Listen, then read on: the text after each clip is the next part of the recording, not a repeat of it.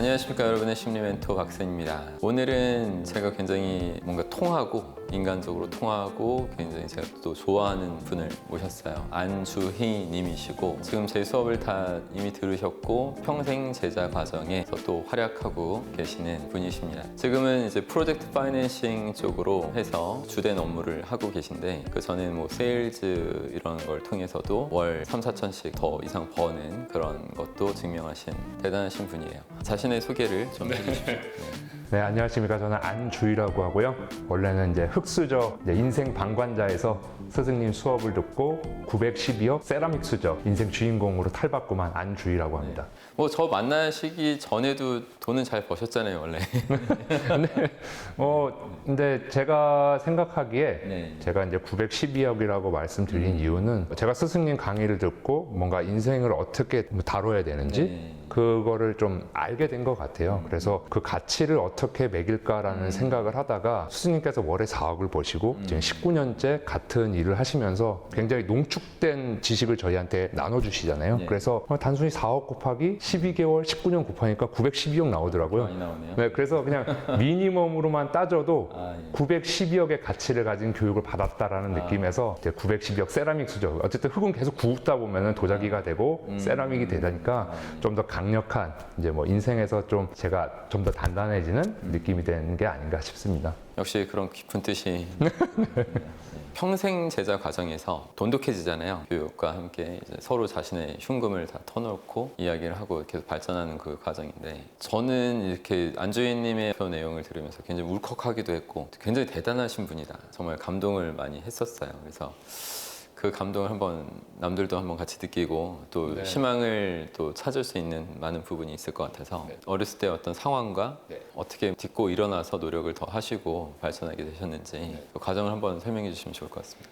우선 저는 아버지하고 어머님이 결혼을 굉장히 좀 그 당시 치고는 좀 늦게 하신 타입이었고 아버님은 이제 좀 경남 쪽에 가난한 집안의 아들, 둘째 아들이었고 어머님은 이제 좀 어떻게 보면 사업을 하는 서울 집의 따님이었는데 서로 돈에 대한 관점이 잘 안 맞다 보니까 제가 어렸을 때도 굉장히 많이 싸우셨던 기억이 많이 나요. 그 돈에 대한 관점이 부부가 다르면 제일 많이 싸움의 원인이 됩니다, 사실. 예. 아버지는 어떻게든 그냥 꾸준히 모아서 생을 유지하려는 분이셨고 어머님은 집안, 그러니까 외가 쪽 사업을 돕기 위해서 집에 대한 보증, 자기 개인 보증이라던가 그런 것들은 너무 쉽게 서주실 수 있는 분이었거든요. 예. 그러다 보니까 어렸을 때 저희 군인 아파트에 살았는데도 불구하고 거의 매일 빨간 딱지가 붙어 있었어요. 아버님이 군인이셨고 그리고 어쨌든 외가의 사업에 일조를 하려고 하시다가 보니까 그렇게 좀 빨간 닥지 붙어. 그렇죠. 근데 아버지는 사실은 모르는 상태였고 어머니가 그냥 아버지 몰래 그 당시는 남편 몰래도 그냥 도장을 알아서 파서 찍으면 보증이 되던 시기였던 것 같아요. 그래서 굉장히 경매 같은 것들이 많이 들어왔었어요. 그리고 사실은 어렸을 때는 이제 뭐 아무것도 모르니까 5살, 6살 때는 이게 그냥 저 알아보기 편하라고 이름표를 붙여놓은 줄 알았어요. 빨간 딱지가. 근데 그 정도로 늘 붙어 있었기 때문에 또 싸움도 거의 끊이지 않았고 아버지가 그 스트레스 때문에 술을 드셨는지 어떤지 모르겠지만 술을 드시고 나서 겉으로 봤을 때는 문제가 없어 보이지만 안에 오셨을 때는 이제 술 드시고 오시면 어머님을 이제 때리신다던가 그런 경우가 되게 잦았어요. 그래서 이제 하루는 이제 또 기억나는데 저희가 이제 부산에 있는 안락동에 있는 군인 아파트에 5층에 살았었는데 어느 날 이제 아버지가 칼을 드셨어요.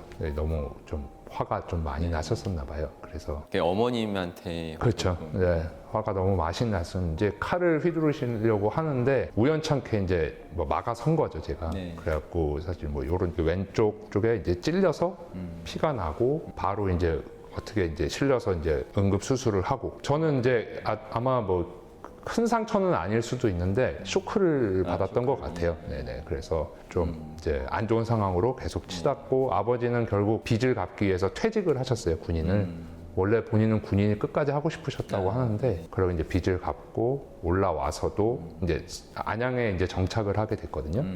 그 이후에도 계속 어머니는 똑같이 그 외가 쪽을 계속 보증을 서시고 본인이 사업을 하면서도 이제 어머님이 조그마한 장사 같은 것들을 좀 많이 하셨었거든요. 근데 그런 것들로 다 돈을 빌려서 다시 또 외가에 갖다 주시고 그리고 하루는 또 아버지가 이제 좀 재떨이를 드셔갖고 던지셨는데 어머님이 맞고 쓰러져 갖고 이제 또 다시 응급실에 가고 아버지하고의 관계가 좋은 집은 아니었던 것 같아요. 그리고 아버지도 어느 순간 저한테 말을 끊으셨고 네. 저도 아버지하고 할 말이 없다라고 네. 그렇게 생각이 그렇게 네.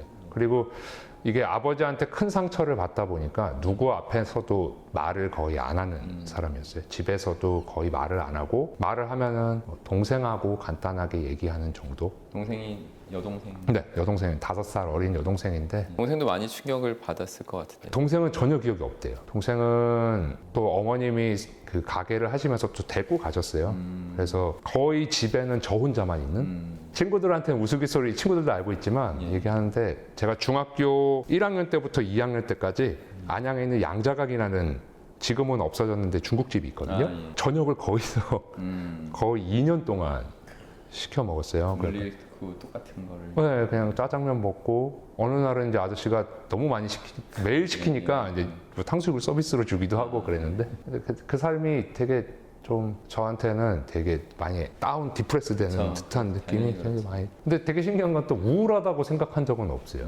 그냥 이 상태를 어떻게 벗어나겠다는 생각도 한 적이 없고 제가 예전에 이제 평대 가서 발표는 많이 했었는데 저희가 이제 물을 끓이면 상태를 변화시키기 위해서 물을 끓인다고 하면 예를 들어 커피를 먹기 위해 물을 끓인다. 라면을 먹기 위해 물을 끓이는데 제 상태를 지금 상태가 맞나 아닌가를 생각할 때문에 계속 왜 죽어야 되는지에 대해서 되게 많이 생각을 했었어요. 그래서 왜 죽어야 되는가? 살아야 되는가가 아니라. 네, 그냥 이미 살아있는 상태이기 때문에 그 당시는 이게 더 의미 있는 삶을 살겠다 그런 건 전혀 없었고요. 그냥 죽을 이유만 찾으면은 죽겠다라는. 고통을 끝내고 싶은 거죠. 네네. 그 생각이 되게 간절했고 그게 제일 커졌을 때는 제가 고등학교를 진학을 하고 아버님께 제가 하고 싶은 일이 있어서 그 당시는 이제 야구 관련된 통계 쪽 관련된 일을 하고 싶어서 유학을 가고 싶다라고 말씀을 거의 한 2년 만에 한번 얘기를 꺼냈나? 대화를 처음.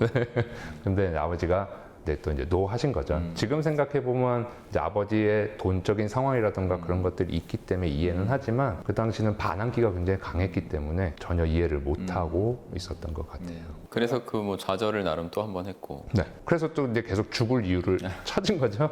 근데 막상 죽을 이유를 찾으면 죽을 이유는 또 별로 없더라고요. 네, 왜 죽어야 되는지 이유는 없었고 그냥 그 당시가 피하고 싶기만 한 거였습니다. 그래서 만사가 네, 만사 되게 귀찮았어요. 그냥 있는 거에서만 내가 할 수 있는 것만 하자 그런 느낌. 네. 결국은 저희 어머니랑 아버지가 고등학교 2학년 때 아버지가 예전 분을 만나러 놀러 가시고 그거를 계기로 이제 어머님하고 아예 헤어지셨거든요. 근데 또 이제 공교롭게도 이혼한 시기는 제가 고3 넘어가는 시기였고 힘들었다기보다는 그냥 신경 쓰고 싶지 않았다가 되게 큰 것 같아요. 그래서 그냥 되는 대로 살아야겠다. 네, 진짜 제 인생을 제가 들어가서 사는 게 아니라 옆에서 그냥 방관하는 것처럼 계속 보고만 있었던 거죠. 네, 언제 무너질지도 모르는 것들. 네. 그런 어떤 깊은 무력감 같은 걸 어떻게 극복해내신 건지. 어머님이 다른 거는 물려주신 게 없는데 네.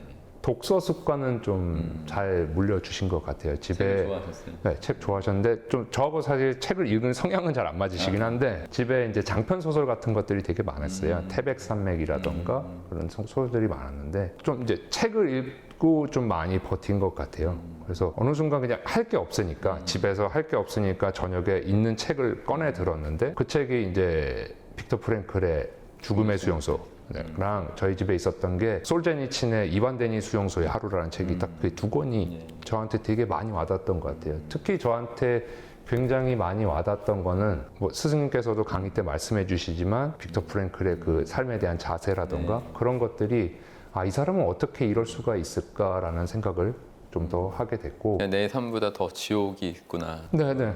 어쨌든 저는 죽지는 않았으니까 네. 죽을 것 같은 위험도 없었고 그냥 아버지의 사고가 있긴 했지만 그건 사고일 뿐이니까요. 그래서 그리고 또 이제 솔제니친의 이반데니 수용소야를 보면은 우연찮게 그 밥을 먹는 배식을 봤는데 양배추 건더기가 하나 들어가는데 그걸 씹는 장면에서 이제 생각하는 장면들이 나오더라고요. 그게 저한테는 이렇게 한 순간만이라도 좀 내 삶이 좀 행복했으면 좋겠다 그런 것들이 있었어요.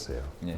그 군대 선임한테도 되게 감사하는 부분이 있는데 군대 가서도 약간 무기력한 게 있었어요. 저는. 그렇겠죠. 네, 근데 군대 선임이 제가 이제 살짝 무기력하니까 그 내용이 차 트럭 바퀴를 교환을 해야 되는데 이제 선임이 저한테 물은 거예요. 저한테 너 이거 갈 수 있냐?라고 물었는데 저는 그냥 갈 수 있냐에 대한 대답만 꽂혀 있어서 이등병이니까 갈 줄 모릅니다라고 대답을 한 거죠. 근데 이제 선임이 거기서 이제 화가 많이 났나 봐요. 네. 해보겠다도 아니고 알려주시고 네. 모른다고 대답해. 그 이후로 좀 그 선임한테 많은 거를 좀 훈계도 듣고 이런 것도 하다 보니까 아 이런 것들이 내가 예전에 책에서 읽었던 것들과 좀 접목을 하면 내 삶을 조금은 바꿀 수 있지 않겠나 싶어서 그때부터 굉장히 열심히 하려고 노력을 했어요. 그 선임이 그래도 나름 애정이든 뭔가 진심을 갖고 얘기를 한 건가요?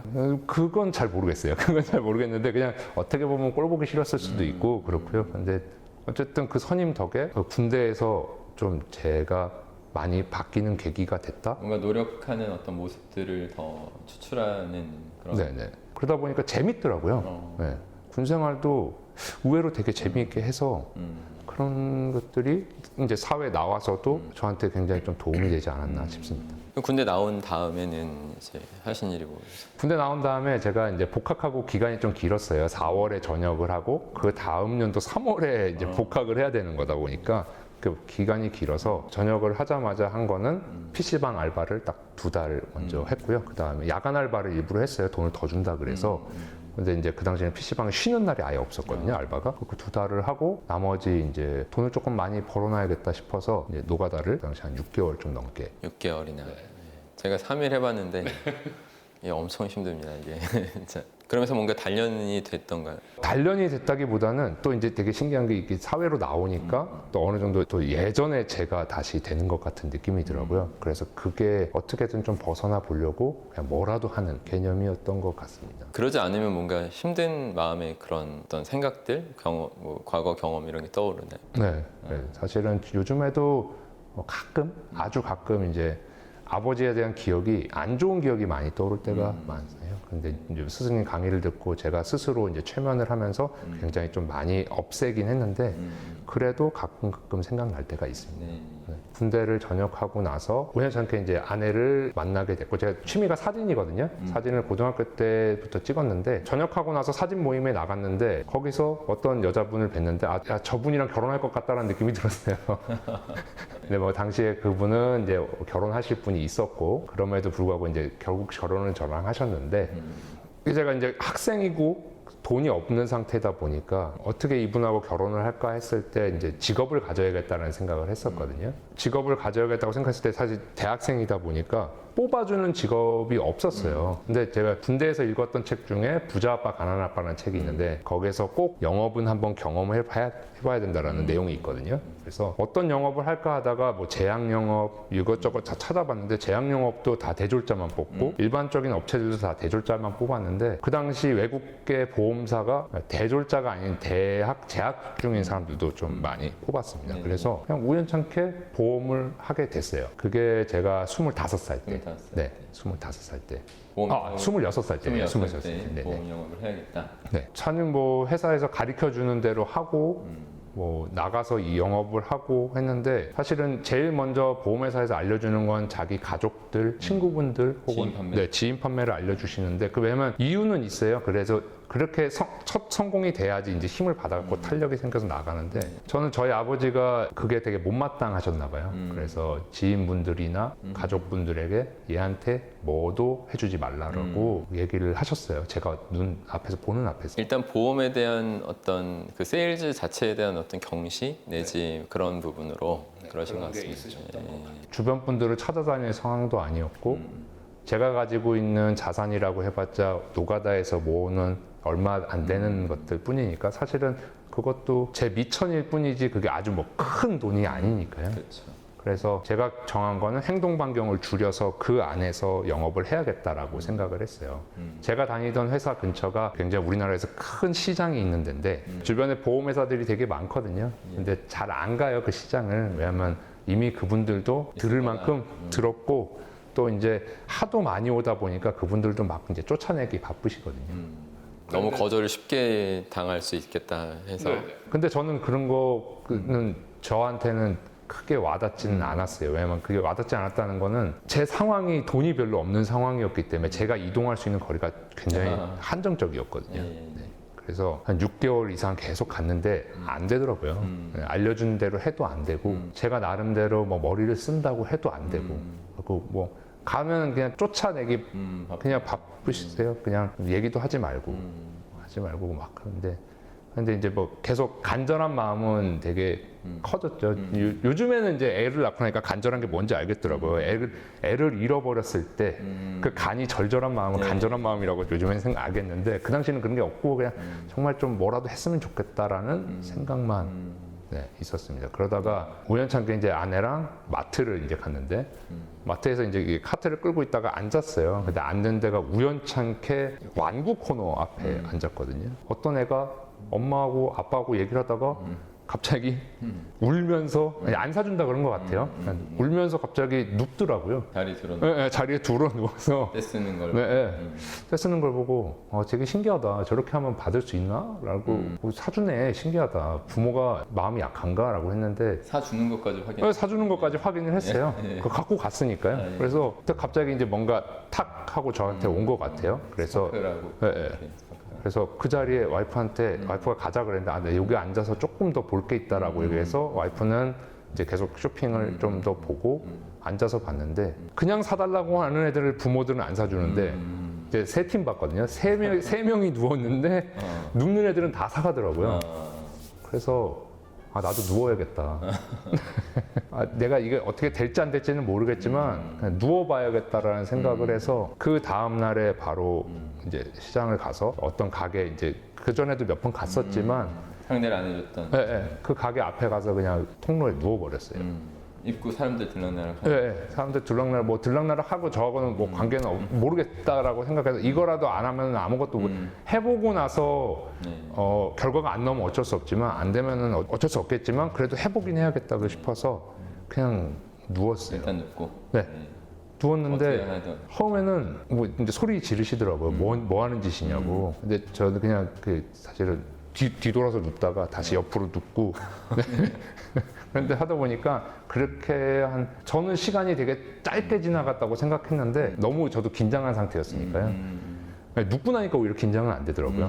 네, 이미 일단 저질러 버리고. 네, 네, 이미 누웠으니까 모르겠다고 저는 그냥 눕겠다고 해서 그러고 나서 계약을 그날 바로 했어요. 그러니까 왜 그러냐고 막 이렇게 관심. 네, 왜 도대체 왜 그러냐면 저는 제 이야기를 들어주실 때까지 안 일어나겠다라고 했거든요. 그러면 얘기해봐라고 해서 얘기를 했는데 그날 저한테 첫 계약인 거죠. 어떻게 보면 그 전에 거의 첫 계약이라고 보시면 돼요. 근데 첫 계약을 300만 원으로부터 스타트를 그 했어요. 당시 300만 원이면 큰 돈이었어요. 네, 네. 그래서 아 이게 되는구나 싶어서 그냥 가는 가게마다 얘기를 처음에 꺼내고 안 되면 누웠어요.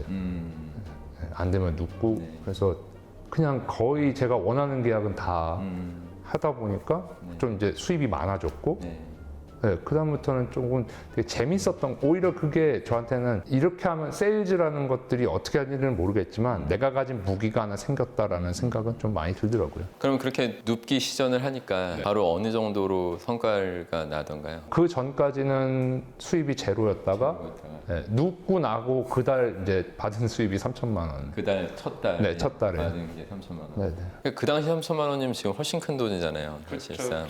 지금은 좀 거의 뭐 최소 2배 이상을 해야 될 텐데. 근데 계속 그런 식으로 그냥 계속 누웠어요.